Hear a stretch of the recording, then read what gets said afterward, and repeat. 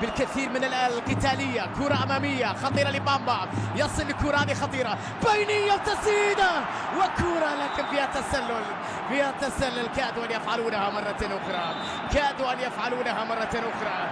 نعم، سيلتا فيغو يحاول قلب الموازين وعامل الريمونتادا في البرنابيو.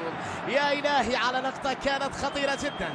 يتأكد الحكم في تسلل أم لا على المهاجم بامبا. كرة صدمت في روديجر، بعد ذلك وفي يد الحارس لونين. هرنانديز يتابع اللقطة. أليخاندرو رودريغو سيكون خيار قادم في هذه المباراة. ما رأيك يا روديجر؟ هل هناك لمسة يد وركلة جزاء؟ هل هناك مزيد من المعاناة على الفريق الأبيض؟ سننتظر وإياكم. إذا لا يوجد تسلل في كلام على اللقطة، إذا لا يوجد تسلل في كلام على لقطة روديجر. نشوف الحكم ماذا قرر. تسلل على ما يبدو على المهاجم بامبا، وبالتالي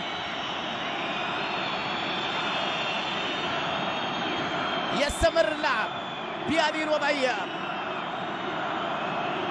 نعم، تسلل بالفعل على بامبا، ونحن في اللحظات الأخيرة على نهاية الشوط الإضافي الأول.